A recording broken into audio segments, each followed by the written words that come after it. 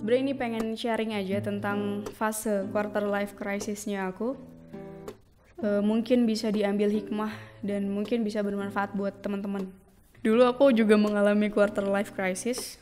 QLC aku adalah ketika aku baru lulus kuliah.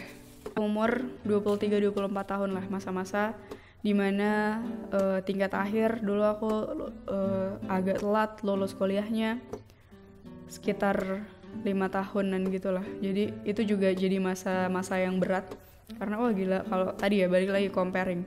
Wah yang lain udah kerja, yang lain udah dan sebagainya. Aku masih harus skripsian, masih berjuang untuk lulus. Terus setelah lulus juga, itu juga masa-masa yang luar biasa. Karena harus sudah bekerja, gak boleh minta duit lagi sama orang tua dan lain-lain. Jadi waktu itu problemnya adalah ketika masa QLC itu, aku tetap pengen bisa menjadikan dakwah itu sebagai prioritas dalam hidupku. Gitu, aku selalu berkeyakinan kalau lihat dari sirah Rasulullah dan para sahabatnya, mereka itu selalu menjadikan dakwah itu sebagai center hidupnya. Jadi prioritasnya itu dakwah, sisanya ikutin. Jadi waktu itu aku awalnya dulu pengen nyari kerja dulu sebelum akhirnya bikin bisnis Kanan Studio. Dan yang akhirnya sekarang juga di-offin juga. Masya Allah. Jadi waktu itu pengen coba ngelamar kerja dulu, tapi aku punya syarat-syarat yang tidak boleh dilanggar dalam hidup aku. Syaratnya adalah aku harus tetap bisa aktif dalam dakwah, harus bisa menghafal Al-Quran. Gitu, menghafal Al-Quran itu aku ikut lembaga tahfiz namanya Sahabat Al-Quran, itu dari jam 8 sampai jam 12 siang. Jadi kira-kira makan setengah dari waktu kerja orang-orang normal. Gitu ya. Banyak ya syaratnya. Sama yang ketiga, aku pengen tetap bisa berkarya. Waktu itu pengen nulis buku atau persiapan S2 dan sebagainya. Jadi itu syarat yang aku bawa ketika aku ngelamar kerja. Dan tidak ada yang menerima. Ya jelas aja gitu lah ya. Mana ada orang yang mau nerima karyawan yang syaratnya banyak banget. Akhirnya karena tidak kunjung diterima, gitu ya, galau lagi kan. Yaudah deh, bismillah, aku pengen bikin bisnis aja. Waktu itu namanya Kanan Studio. Sebenarnya waktu itu udah berjalan dari aku tingkat 3 sampai tingkat 5.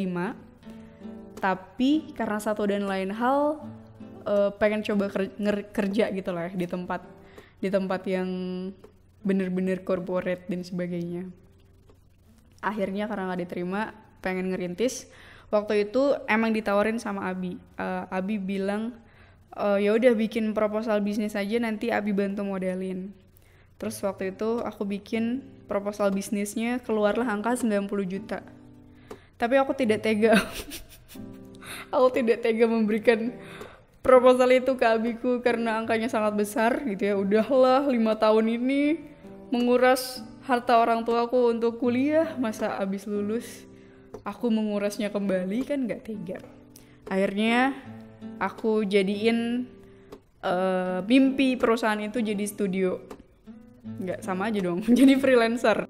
Dari sana akhirnya dapat tuh balance, dimana aku tetap bisa ngasilin duit, tetap bisa ngafal Quran, dan tetap bisa berkarya.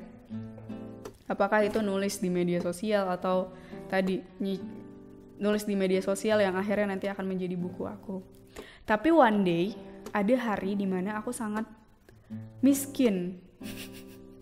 Jadi waktu itu ada fase, ada permintaan dakwah untuk bisa bikin beberapa video dan motion grafis. Kalau dakwah itu for free, jadi nggak ada pemasukan.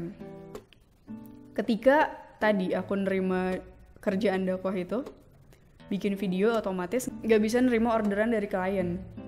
Gitu, sampai ada di titik aku harus bisa bertahan. Waktu itu tuh Ramadan, 300.000 untuk 20 hari. Itu tuh udah termasuk bensin, udah termasuk pulsa, karena harus ada amanah juga di media sosial dan sebagainya. Itu harus udah bisa survive dengan itu, gitu ya.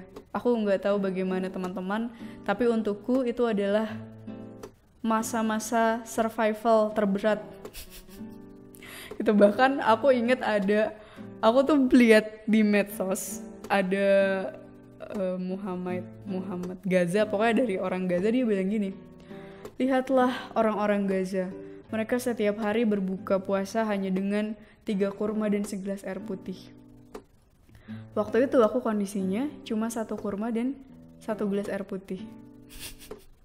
Karena kurmanya itu juga kurmanya bawa dari rumah, aku makan setiap hari itu cuma boleh 1. Terus itu berarti aku lebih menyedihkan dari orang-orang Gaza. Gitu lah, hal-hal yang semenyedihkan itu. Terus kadang-kadang juga suka berburu makanan berbuka dan takjil ke masjid-masjid. Pokoknya sebisa mungkin harus bisa survive dan sebagainya gitu. Terus bahkan masih nerima tawaran ngisi juga. Kan kalau undangan mengisi itu kita nggak bisa nebak ya, apakah ini free, apakah ini bakal ada ongkosnya, apakah, dan kayak gitu-gitulah ya.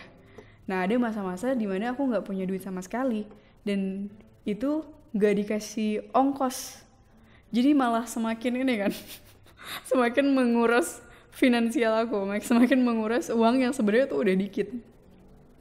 Itulah, ada di posisi-posisi kayak gitu sampai akhirnya aku mikir, ya Allah kok kayak gini banget ya, kok mau taat semenderita ini ya, apakah harus memang seperti ini, apakah ini benar dan sebagainya. Itu sampai waktu itu Abi tuh bilang kayak gini, Konita, percayalah Allah itu tidak akan pernah menyia-nyiakan usaha hambanya. Gitu, di situ tuh mikir tek, iya bener gitu, gak usah takut, gak usah sedih, karena Allah itu maha melihat usaha-usaha hambanya gitu. Sama dulu itu kan dulu diucapkan sama Siti Hajar ketika ditinggal sama Nabi Ibrahim bersama bayinya Ismail. Siti Hajar itu manggil-manggil Ibrahim karena Ibrahim itu pergi gitu aja, gak ngasih alasan, tiba-tiba ninggalin mereka di tengah-tengah gurun pasir. Bayangin, manggil-manggil Ibrahim, suamiku gitu kan, gak nengok-nengok. Akhirnya Siti Hajar ini nanya, apakah ini karena perintah Allah? Nabi Ibrahim bilang, iya. Kemudian Siti Hajar bilang, sesungguhnya kalau ini perintah Allah, maka aku percaya Allah itu tidak akan pernah menyia-nyiakan hambanya yang berbuat baik. Gitu, dari situ Siti Hajar ridho dan berjuang untuk bisa menghidupi dirinya dan bayi Nabi Ismail. Kayak gitu pun di situ aku juga mikir kayak gitu. Sambil akhirnya aku berpikir, ini kalau kayak gini terus, kalau pengen bisa tadi tetap aktif dakwah dan kehidupannya tetap bisa balance, ini nggak bisa kayak gini terus nih. Berarti aku harus punya pendapatan yang kira-kira aku tuh juga tetap bisa sibuk dalam dakwah. Gimana caranya finansial aku tetap balance, tapi aku juga tetap bisa menginvestasikan waktuku yang banyak untuk Al-Quran dan dakwah. Dari situ aku terinspirasi lagi sama abiku. Jadi abi aku itu nulis kayak sampai hari ini udah 10 judul buku kali ya. Dari situ aku mikir, oh berarti aku harus punya passive income kayak abi aku kalau pengen tetap bisa aktif dakwah, terus finansialnya juga balance. Akhirnya dari situ terciptalah Seni Tinggal di Bumi. Yang namanya kita nerbitin buku dan self-publishing, itu yang namanya perasaan gak percaya diri tuh pasti ada. Udah gitu tulisannya cuma hasil dari 3 tahun aku nulis gitu kan di sosial media, yang kayak orang tuh kalau mau baca terus ngepoin seluruh sosial media aku tuh bisa. Yang kalau dipikirin tuh kayak ini kayak gak bakal laku dan sebagainya. Tapi ya udah, bismillah, namanya juga ikhtiar ya nih. Ikhtiar tadi untuk bisa menyelesaikan satu tingkat QLC dalam hidupku. Dan ternyata disitulah alhamdulillahnya. Oh ya FYI, wah ini juga yang gilanya adalah aku mengambil keputusan ini. Jadi waktu lagi sekarat-sekaratnya itu, ada tawaran kerjaan di Jakarta. Gajinya di atas UMR. Di masa aku lagi sekarat kayak gitu, dapet tawaran segendut itu. Gitu ya, kayak gue bakal enak banget hidupnya kayak kalau tinggal di Jakarta, tapi dengan konsekuensi tadi. Mungkin dakwah tidak bisa jadi porsi yang besar lagi dalam hidup aku. Itu juga akhirnya ditolak. Itu nolaknya sambil nangis-nangis gitu. Gue gila banget ya kayaknya. Tapi di sisi lain sambil terus minta sama Allah, ya Allah,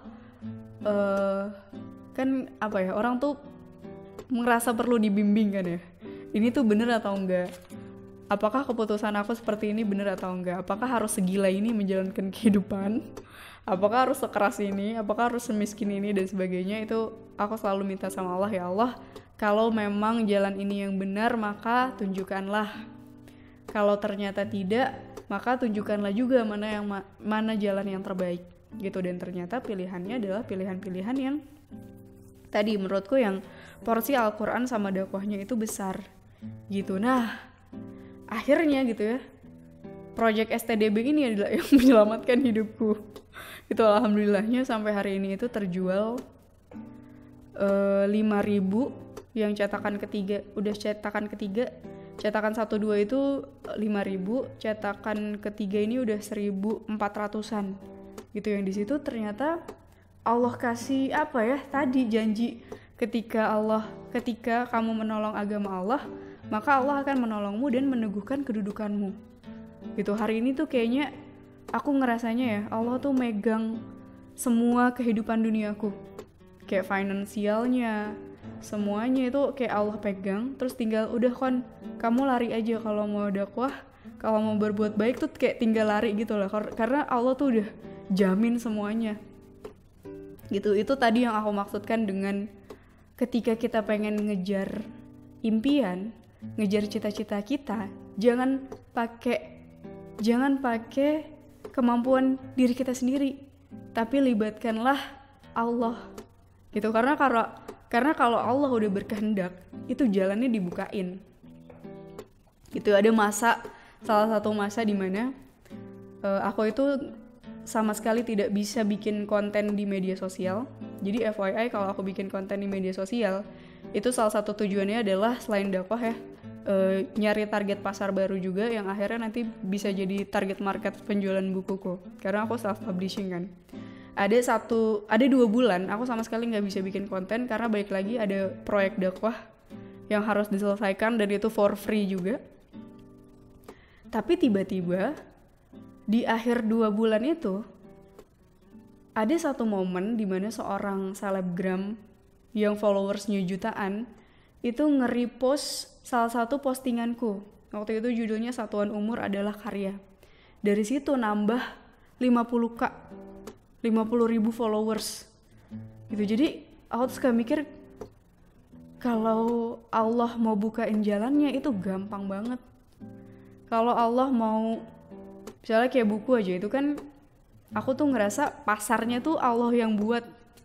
Kayak bisa nambah 50.000 itu kalau bukan karena Allah.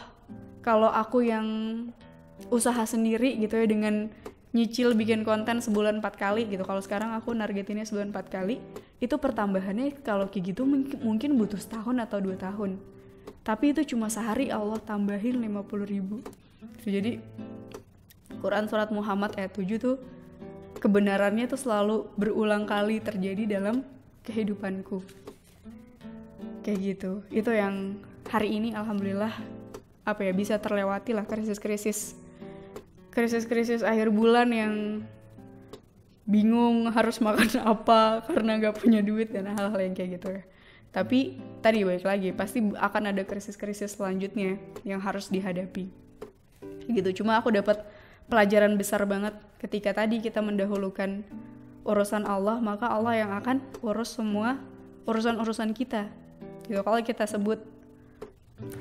kita sebut nama Allah dalam diam, Allah sebut nama kita dalam keramaian gitu. Kita dahulukan urusan Allah, Allah yang urus semua urusan-urusan kita gitu. Jadi QLC balik lagi tentang mana kondisi yang bisa membuat kita paling taat sama Allah, maka itulah kondisi terbaik.